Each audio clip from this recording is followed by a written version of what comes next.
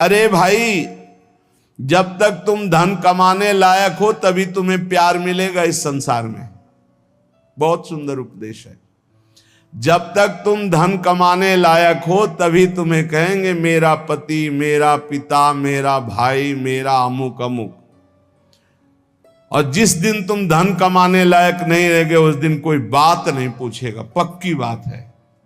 वाह वाह जब चल रहा है तो सब हाथ मिलाएंगे, और जब बुरा समय आएगा तो तुम्हारी गली से निकलना हो ठीक नहीं समझेगी कि अगर उधर निकलेंगे कहीं वो मिल न जाए और कुछ मांग न ले, कुछ कह न दे।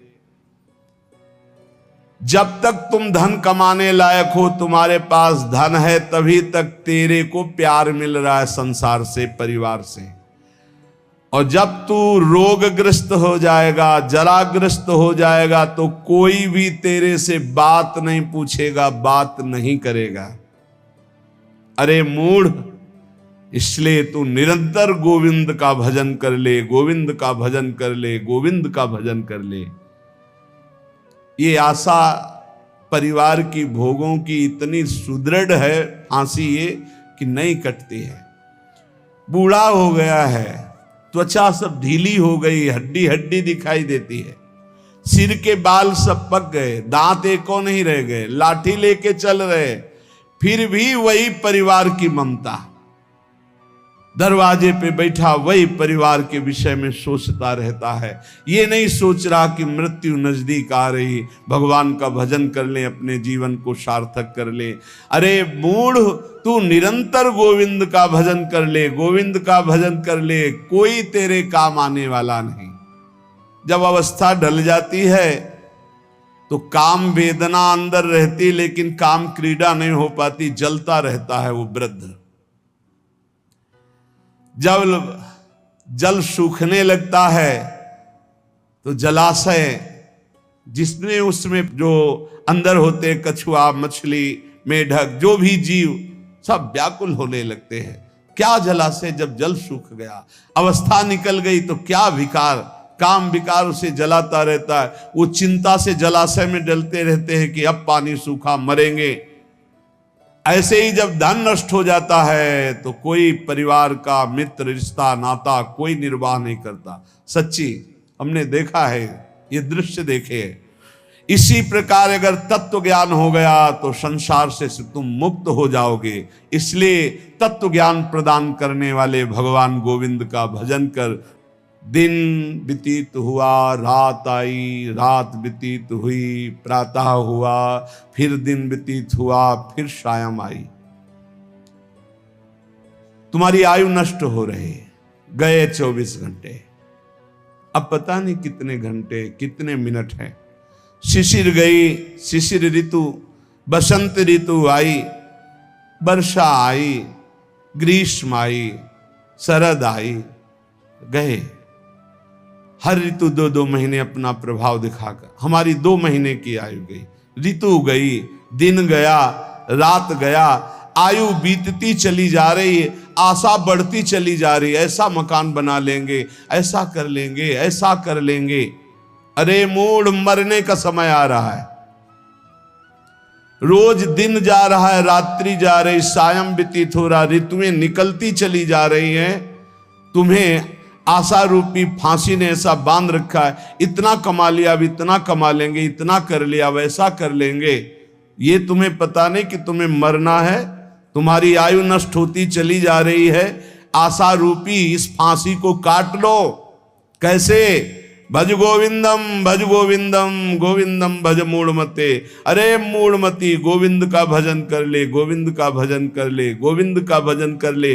नहीं, मृत्यु के समीप आने पर ये व्याकरण का शब्द डुक्रिंच करने, ये तुम्हारी रक्षा नहीं कर पाएगा।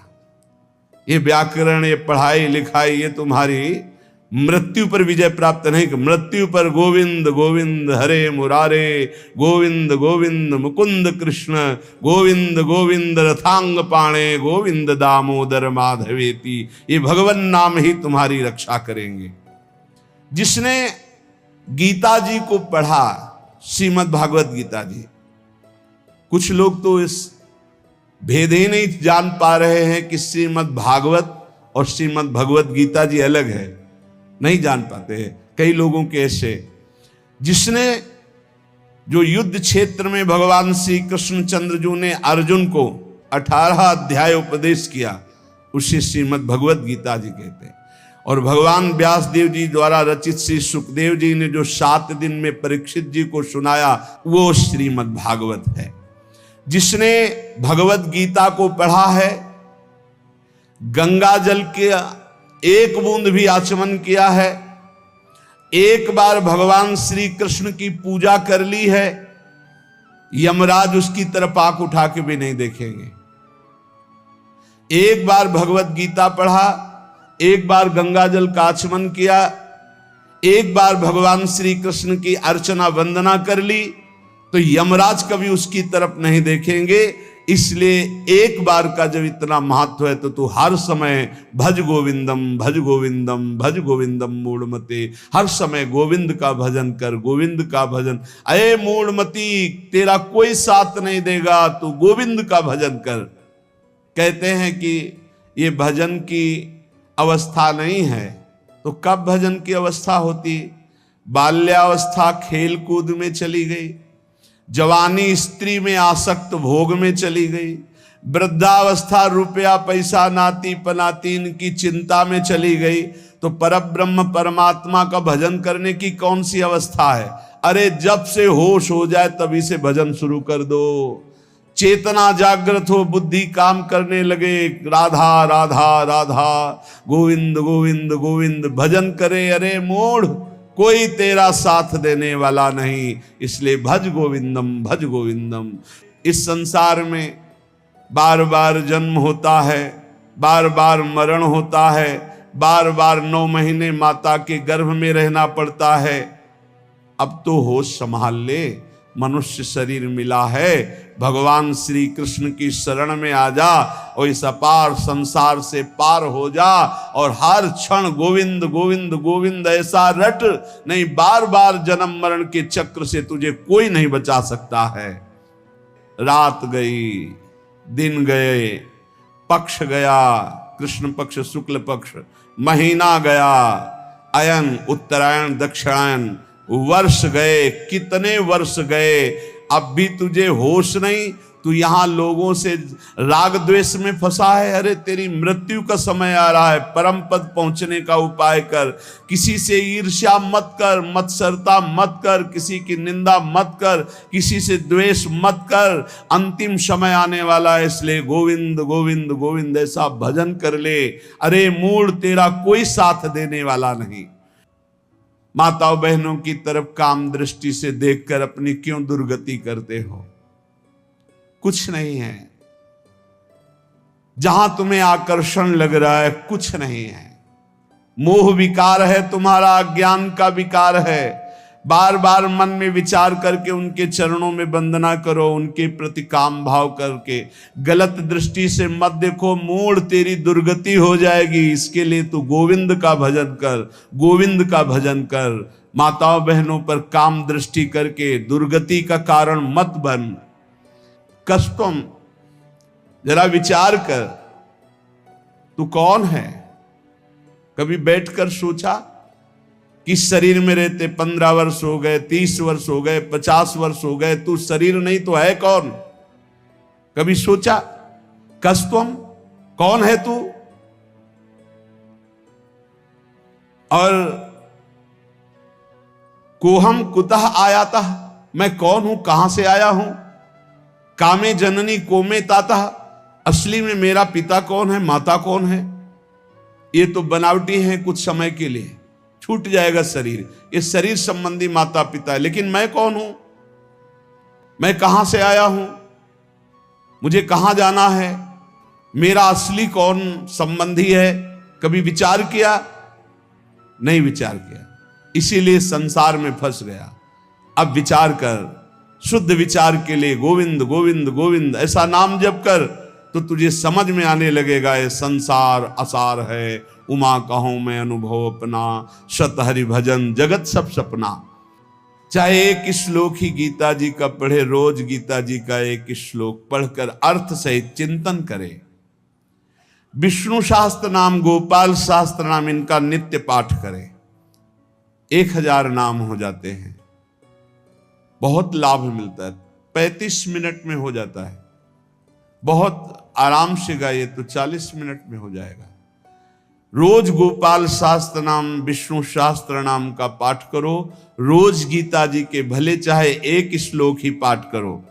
और कह रहे कि भगवान श्री हरि का नाम कीर्तन, उनका पूजन, उनका ध्यान करो और सदैव संत जनों का संग करो।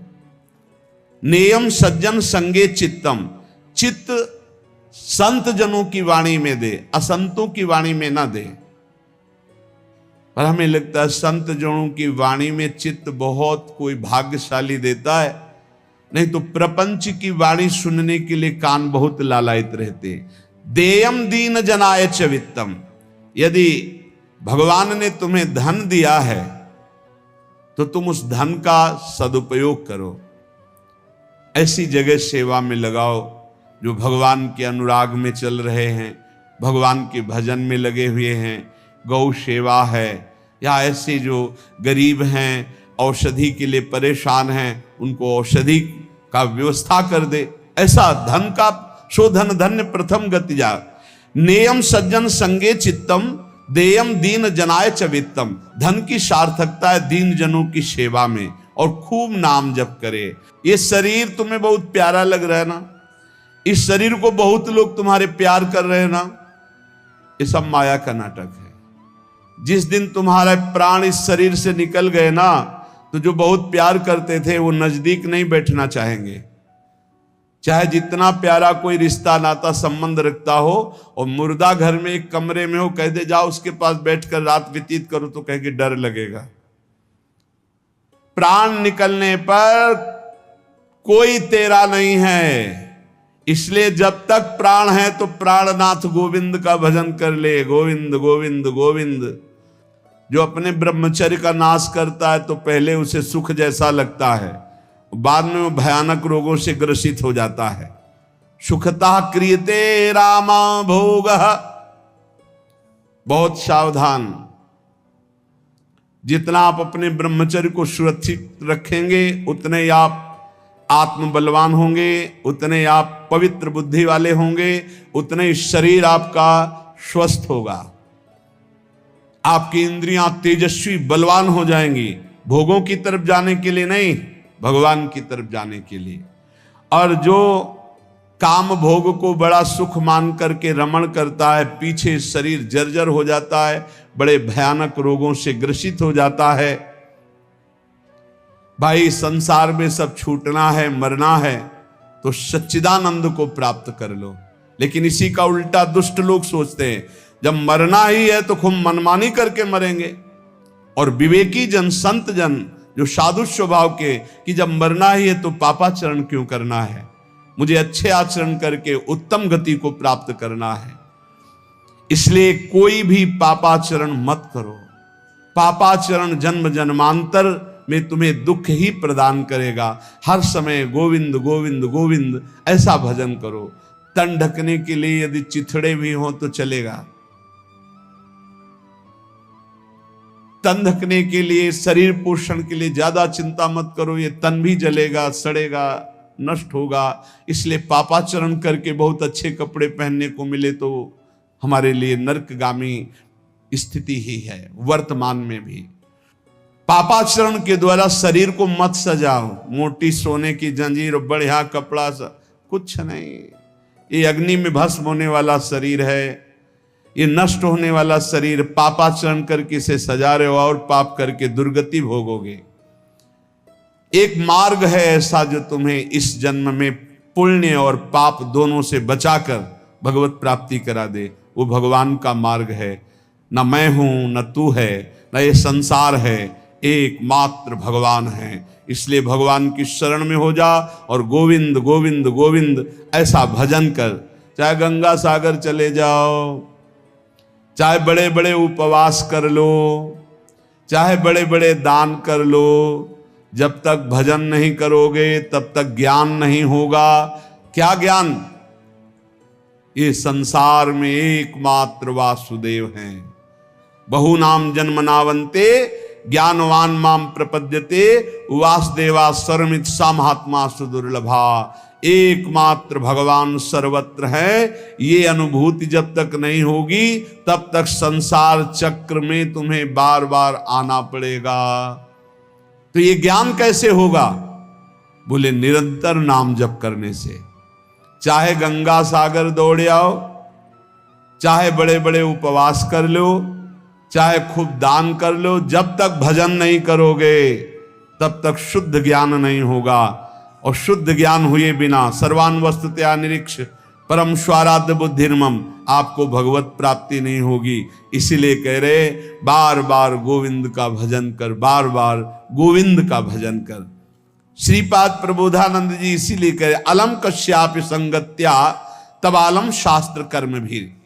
जीव भगवान से विमुख होकर संसार को सत्य मानकर इंद्रियों के द्वारा भोगे जाने वाले विषयों में सुख बुद्धि करके, धन मान प्रतिष्ठा कीर्ति इनमें सुख बुद्धि करके वो भगवान से विमुख हो गया है। वो अज्ञान में ही अपने को सुखी मानता है।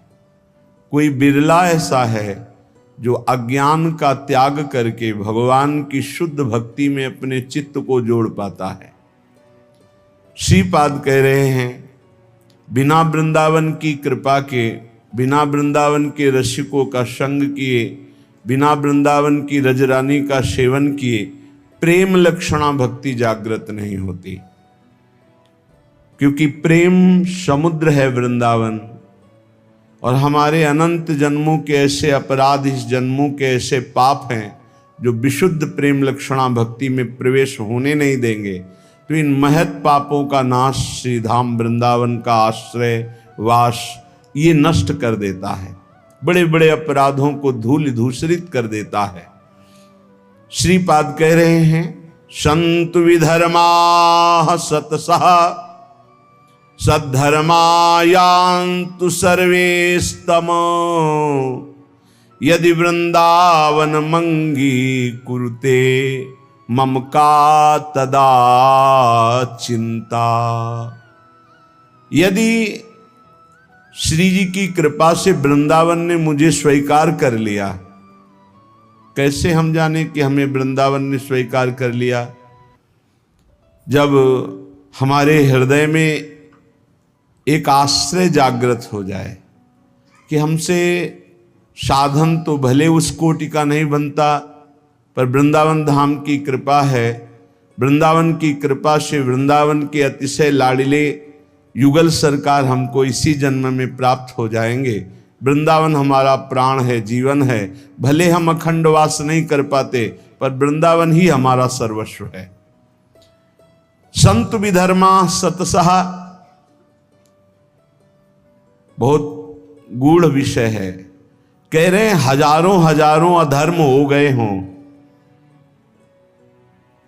तो भी तुम्हें प्रियालाल की प्राप्ति हो जाएगी। विश्वास करो, ये धाम बहुत पावन करने वाला है। पवित्रता का मूर्तिमान स्वरूप गंगा जी, वहां भी अवगाहन हुआ है, तीर्थों का भी अवगाहन हुआ है और पवित्र क्षेत्रों का भी अवगाहन हुआ है। पर श्रीधाम वृंदावन अमोघ है। जब तक आपका हृदय पावन नहीं है तो आप इसका अनुभव नहीं कर सकते हैं। लेकिन आप किसी भी तरह से वृंदावन के प्रति श्रद्धा कर लीजिए, विश्वास कर लीजिए, तो आपको अनुभव में आएगा। जिसे वृंदावन रूपी महामहिम धाम का अवगाहन करने को मिला, फिर उसकी इच्छा किसी और तीर्थ या और महत स्थानों की तरफ नहीं जा सकती। अगर जा रही है तो अभी अवगाहन नहीं हुआ। पाए रतन चीन्हो नहीं, करते दीन्हो डार, ये माया श्री कृष्ण की मोहे सब संसार। अगर वृंदावन मिला, महामहिम वृंदावन ने कृपा करके अपने में आश्रय दिया या वास दिया, और आप उसे छोड़कर अन्य किसी तीर्थ में पावन होने की इच्छा रखते हैं, तो रतन को नहीं पहचान पाए इसलिए फेंक दिया और कांच को उठा लिया। पाए रतन चीन्हो नहीं, दीन्हो करते डार, हाथ से छोड़ दिया। धाम के वास मात्र से श्रीपाद कह रहे हैं कुरते मम का तदा चिंता। अब मुझे कोई चिंता नहीं, भगवत प्राप्ति पक्की, हमारा मन नहीं लगता, हमारा मन विकारी है, ऐसा ये सब नष्ट हो जाएगा।